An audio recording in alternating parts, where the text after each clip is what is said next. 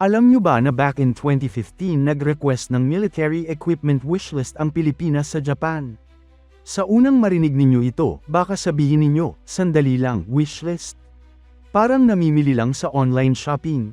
Pero hindi biro ang laman ng mga usapang yun dahil kung totoo ang ilan sa mga naiulat noon, kabilang sa mga potensyal na kagamitan ay mga malalaking barko, maritime patrol aircraft, at maging mga submarino. Pero ito ang mas nakakagulat, ilang taon bago pa nagsimulang seryosong pag-usapan ang mga modernong frigates, missiles, at iba pang malalaking military projects ng Pilipinas, mayroon ng mga usapan tungkol sa posibleng pagkuha ng military equipment mula sa Japan. Kaya ang tanong ngayon, ano ba talaga ang nangyari noong 2015? Totoo ba ang mga naiulat na equipment list? At paano kaya mababago ng mga kagamitang yun ang kakayahan ng Pilipinas kung natuloy?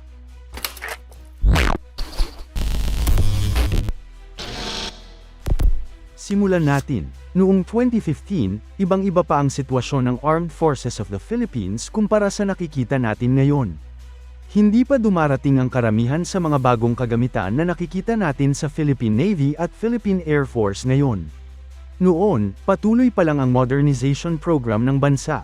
Marami pa ring kagamitan ang galing sa lumang surplus assets, at malinaw na isa sa pinakamalaking hamon ng Pilipinas ay ang kakulangan sa kakayahang bantayan ang malawak nitong karagatan. At syempre, hindi rin maiiwasan ang isyu ng West Philippine Sea. Habang lumalala ang tensyon sa karagatan, nagsimulang maging mas malapit ang defense cooperation sa pagitan ng Pilipinas at Japan. Sa panahong yun, nagsisimula ring baguhin ng Japan ang kanilang pulisya tungkol sa military exports. Sa loob ng maraming taon, napakahigpit ng Japan sa pag-export ng military equipment. Ngunit noong panahon ni Prime Minister Shinzo Abe, nagsimula silang magbukas ng pinto para sa defense cooperation sa mga bansang kaalyado at may parehong interes sa seguridad sa rehiyon. At isa sa mga bansang yun ay ang Pilipinas. Lumabas noon ang mga ulat na nagsasabing nagsumite ang Pilipinas ng isang equipment request o tinatawag ng iba bilang wishlist sa Japan. Ngayon mahalagang linawin ito. Ang salitang wishlist ay hindi nangangahulugan na approved na agad ang lahat o bibilhin na kaagad ang mga kagamitan. Mas parang listahan ito ng mga kagamitang maaaring interesado ang Pilipinas kung magkakaroon ng oportunidad para sa acquisition o transfer. Parang sinasabi ng Pilipinas, kung may posibilidad, interesado kami sa mga ganitong kagamitan. Pero nang lumabas ang ilan sa mga naiulat na laman ng listahan, maraming defense observers ang napaangat ng kilay. Bakit? Dahil kung paniniwalaan ang mga lumabas na ulat noon, kasama umano sa listahan ang mga maritime patrol aircraft tulad ng P-3 Orion. Kasama rin di umano ang mga patrol vessels. At ang mas matindi pa, mga destroyers at maging submarines. Submarines. Kung iisipin ninyo, noong 2015, parang napakalaking hakbang niyan para sa Pilipinas. Kasi hanggang ngayon nga, pinag-uusapan pa rin ng seryoso ang pagkuha ng submarines, paano pa kaya noong 2015? Ang submarine ay hindi simpleng kagamitan na parang bibili ka lang ng bagong barko. Napakalaki ng gastos dyan. Hindi lang pagbili ng submarine ang usapan. Kailangan mo ng infrastructure. Kailangan mo ng maintenance facilities. Kailangan mo ng trained crews. Kailangan mo ng support systems. At kailangan mo ng mahabang panahon para sanayin ang mga tauhan. Kaya noong panahon na yun, maraming defense analysts ang nagsabi na bagamat maganda pakinggan ang ideya, napakalaki ng magiging hamon kung sakaling susubukan ng Pilipinas na kunin agad ang mga ganitong assets. Isa pa sa mga sinasabing kasama sa mga ulat ay mga dating Japanese naval vessels. At dito lalong naging interesante ang usapan. Dahil ang Japan ay kilala sa paggawa ng mga dekalidad na barko.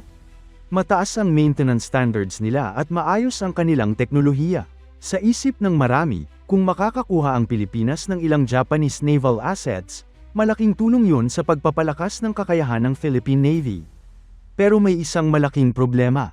Hindi porket ginagamit ng Japan ang isang kagamitan ay pwede na agad itong ibigay sa ibang bansa. May mga legal restrictions pa noon. May mga political considerations. At syempre may mga financial issues rin. Hindi rin pwedeng basta ilipat ang isang malaking combat vessel nang walang kasamang malaking gasto sa maintenance, upgrades, at logistics. Kaya habang lumalabas ang mga usapan at haka-haka noon, maraming eksperto ang nagsimulang magsabi na baka ang ibang bahagi ng listahan ay mas aspirational kaysa realistic. Ibig sabihin, maaaring gusto ng Pilipinas ang mga kagamitan, pero hindi ibig sabihin na malapit na agad itong makuha.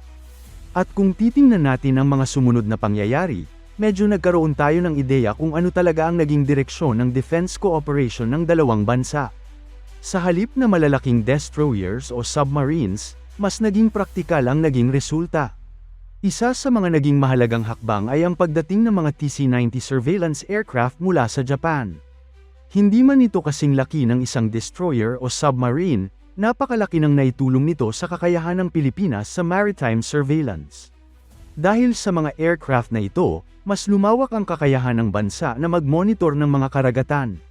At sa usapin ng maritime security, napakahalaga niyan. Minsan kasi mas mahalaga pa ang nakakakita kaysa sa may pinakamalaking armas. Kung hindi mo nakikita ang nangyayari sa paligid mo, mahirap gumawa ng tamang desisyon. Kasunod nito ay nagpatuloy pa ang mas malalim na defense cooperation sa pagitan ng Pilipinas at Japan. At kung mapapansin ninyo ngayon, tila unti-unting lumalakas ang relasyon ng dalawang bansa pagdating sa defense at security. Ngayon nga, mas madalas na nating marinig ang mga balita tungkol sa military cooperation, joint exercises, at mga potensyal pang defense project sa hinaharap. Kung tutuusin, maaaring ang mga usapan noong 2015 ang isa sa mga naging pundasyon ng mas malapit na ugnayan ngayon. Pero may isang nakakatuwang tanong. Paano kaya kung natuloy ang ilan sa mga naiulat na kagamitan noon? Isipin ninyo kung nagkaroon ng Pilipinas ng malalaking Japanese naval assets ng mas maaga. Paano kaya kung mas maaga nating nakuha ang advanced maritime patrol capabilities? Paano kaya kung noon pa lang ay nagsimula na ang submarine program ng bansa? Posibleng ibang-iba ang hitsura ng AFP modernization ngayon. Pero posible rin na mas mabigat ang naging problema sa budget, maintenance, at logistics. Dahil sa mundo ng military procurement, hindi sapat ang tanong na, gusto ba natin ito? Mas mahalaga minsan ang tanong na, kaya ba natin itong suportahan sa mahabang panahon? Dahil kahit gaano kaganda ang isang kagamitan, kung hindi ito kayang i-maintain, maaari rin itong maging dagdag problema. Kaya marahil yun ang isa sa pinakamahalagang aral mula sa mga usapang yun noong 2015. Hindi lahat ng nasa wishlist ay agad na nagiging realidad. Pero minsan, ang mga wishlist ay nagsisilbing simula ng mas malalaking plano sa hinaharap. At ngayon, habang patuloy ang modernization ng Armed Forces of the Philippines, makikita natin na unti-unti ring nabubuo ang mga kakayahang dati ay parang pangarap lang. At sino ang nakakaalam? Baka ang mga usapan ngayon ay siya ring maging realidad pagdating ng susunod na mga taon.